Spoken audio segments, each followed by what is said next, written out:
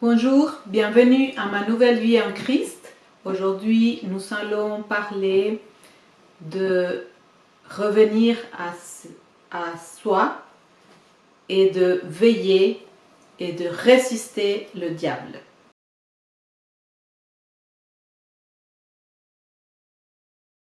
Dans 1 Pierre 5, 7, il est écrit ceci. Pierre, il a dit, déchargez-vous sur lui. Sur qui? Sur Christ. De tous vos soucis. C'est comme quand on dit, ok, j'ai à l'intérieur de moi un tas de préoccupations, un tas de soucis, un tas de choses que je n'arrive pas à résoudre. Et qu'est-ce que je fais? Alors Pierre nous donne le conseil de nous décharger sur notre Seigneur Jésus-Christ. Simplement, on prend tout ça, on l'écrit peut-être sur un papier, on le met dans une petite boîte et on fait le geste de le donner à notre Seigneur Jésus-Christ. Et tu laisses cette boîte de côté. Ça veut dire que ça t'aide, c'est une stratégie qui t'aide à te dire, voilà, ceci je ne peux pas le gérer maintenant, je ne peux pas le résoudre maintenant, même si je m'inquiète, je n'ai pas les outils ou les éléments pour pouvoir m'en occuper ou le résoudre. Alors qu'est-ce que je fais? Je le mets dans cette boîte et je le donne à Jésus-Christ. Et la parole dit ceci, car lui-même prend soin de vous. Qu'est-ce que cela veut dire? Ça veut dire que lui, notre Seigneur Jésus-Christ, est le meilleur psychologue du monde, mais il est aussi notre Père. Que notre Seigneur Jésus-Christ est notre meilleur psychologue, mais il est aussi notre aide. Il va nous aider. Et par son esprit, il va nous donner des solutions. Mais cela permet le fait de lui donner à lui tout ce dont que nous ne pouvons pas gérer. Cela veut dire que ça sort de nous et à ces moments-là, notre tête se vide de la préoccupation, se vide de l'anxiété, se vide de la culpabilité de ne pas pouvoir résoudre le problème. Alors, ensuite, il dit, soyez sobres, veillez. Votre adversaire, le diable, rôde comme un lion, rougissant, cherchant qui il veut dévorer. Remarquez qu'il dit le diable rôde comme un lion. Il ne dit pas que c'est le lion.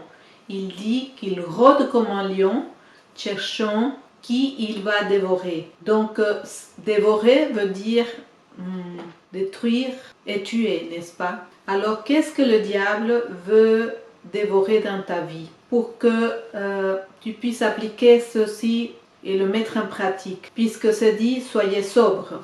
Qu'est-ce que ça veut dire que la parole sobre? La parole sobre veut dire ceci, c'est le mot grec, nepho, je ne sais pas si je le prononce bien, et ce mot veut dire retourner à un état de sobriété. Vous avez déjà vu quelqu'un qui a beaucoup bu, ou peut-être vous l'avez déjà expérimenté, n'est-ce pas, dans votre jeunesse, j'en sais rien, et que quand vous revenez à votre état de sobriété, à ces moments-là, vous vous rendez compte des choses que vous avez faites et vous avez honte et vous dites mais qu'est-ce que je fais? Pourquoi? Vous étiez hors de vos sens. Donc, cela est une chose importante. Ça veut dire que retourner à un état de sobriété veut dire aussi retourner à avoir le sang commun, non? Avoir un esprit de sobriété, on dit. Ça veut dire retourner à soi, retourner à ses propres sens. Mais quand cela arrive, c'est cet état de sobriété ou de retour à soi qui permet que le Saint-Esprit va pouvoir déverser en toi déverser en toi la solution ou te dire là, il n'y a rien à faire, c'est moi qui fais. Ou là, fais ceci. Des fois, il peut te dire quelque chose d'absolument incroyable qui n'a pas de sens. Mais le Saint-Esprit ne te dit jamais rien que soit pour te nuire. Il te dit toujours quelque chose pour te faire avancer, pour te amener à la bénédiction ou pour te donner la solution à un problème auquel tu es en train de faire face. Si il dit veiller, et veiller veut dire être dans un état d'alerte, n'est-ce pas? Veiller veut dire être dans cet état d'alerte. Pourquoi? Parce que si dans ta maison il y a un lion qui rugit, non? Un lion rugissant, un lion, bah, toi tu vas veiller, tu vas être en alerte, tu vas être sur tes gardes. Et cela veut dire être sur tes gardes de diverses manières. Par exemple, si tu as un problème d'argent et que tu ne sais pas comment faire, tu ne vas pas commencer à utiliser ta carte de crédit sans arrêt pour nuire davantage et ajouter au problème, n'est-ce pas? Tu vas veiller de ne pas dépenser. C'est ça, veiller un petit peu. Veiller sur nos émotions. Ça veut dire que tu vas être dans cet état d'alerte de que tu ne viennes à être dans un état de colère, de rage. Pourquoi? Parce que ça, c'est sortir de tes sens. La rage et la colère vont t'amener à dire des choses blessantes, vont t'amener à dire des choses que tu ne veux pas dire. Alors ça, c'est veiller sur tes émotions. Et pour ça, on peut demander au Saint-Esprit de nous aider à gérer nos émotions. C'est important. Pourquoi? Parce que comme cela, nous ne nuisons pas davantage. On n'ajoute pas plus au problème. L'autre chose qu'il dit, c'est que votre adversaire veut dire quelqu'un qui est hostile, quelqu'un qui agit, comment dire, c'est un serpent qui attend juste le moment venu pour attaquer. C'est le dragon, c'est l'ennemi, l'accusateur, celui qui accuse tout le temps. Et parfois, nous pouvons avoir des comportements pareils. Et le Seigneur nous dit, n'agissez pas comme l'adversaire, mais veillez et résistez lui, c'est-à-dire que parfois dans l'homme naturel, dans notre chair, il y a des comportements comme celui-là.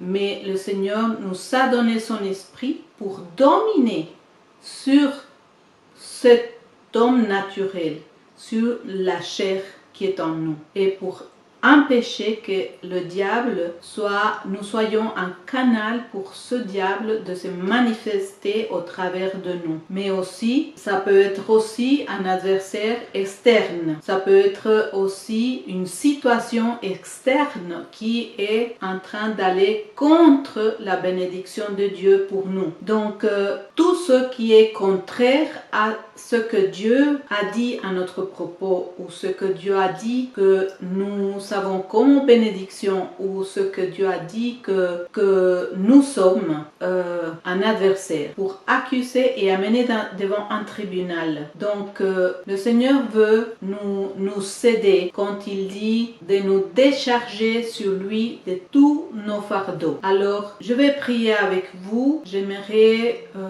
vous donner plus de pistes et analyser un petit peu plus cette instruction qui nous a été donnée au travers de Pierre. Surtout Pierre qui était quelqu'un d'impulsif, n'est-ce pas? Voilà. Alors réfléchissez un peu à des situations dans lesquelles vous vous trouvez ou vous êtes dans une situation dans laquelle l'adversaire cherche absolument à vous nuire. Avec ceci, je vais vous lire juste quelques versets et ensuite je vais prier avec vous. Donc les versets que je vais vous lire se trouvent dans Ésaïe pour la plupart. Ésaïe 35, 6, 7. Alors le boiteux sautera comme un cerf et la langue du muet éclatera de joie. Car des eaux jailliront dans le désert et les ruisseaux dans la solitude. Ça, c'est une promesse du Seigneur. Je suis en train de vous lire des promesses du Seigneur pour que vous voyez que résister le diable, c'est aussi ne pas céder à croire les circonstances ou à croire ses intimidations ou à croire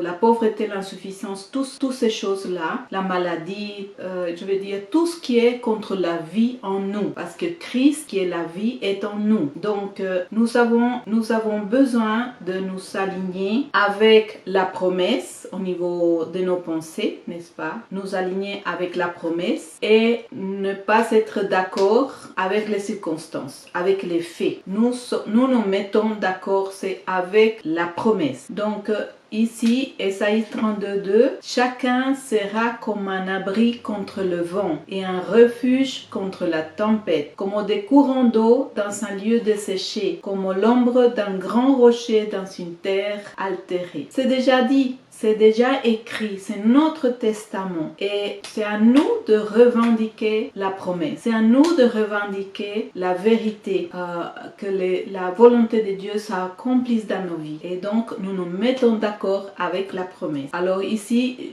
voici, ils n'auront pas soif dans le désert où il les conduira, il fera jaillir pour eux l'eau du rocher et il fendra le rocher et l'eau coulera. Ils n'auront pas faim et ils n'auront pas soif. Le mirage et le soleil ne les feront pas point souffrir, car celui qui a pitié d'eux sera leur guide. Donc pour ça que nous avons le Saint-Esprit qui nous guide à toute la vérité et la vérité nous affranchit et aussi il nous montre les choses à venir parce que notre Père qui est le Dieu créateur du ciel et de la terre, il a annoncé les choses, la fin depuis le début, n'est-ce pas? Alors il change le désert en étang et la terre aride en source d'eau. Voilà. Donc, si tu as des déserts dans ta vie, des choses qui ne portent pas de vie, n'est-ce pas? Parce qu'un désert, c'est ça. Alors, tu sais quoi proclamer. La vérité vient de l'Éternel. Ça, c'est le psaume 107-35. Alors,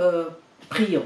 Père éternel, nous te remercions, Seigneur, pour ta bonté, mais aussi pour nous avoir donné ta parole par écrit aussi et nous avoir donné ton Esprit Saint pour nous guider et nous confirmer ce que ta parole ce qui est écrit est pour nous, Seigneur. Merci, Seigneur, de ce que ta parole à elle toute seule est capable d'accomplir toute ta volonté.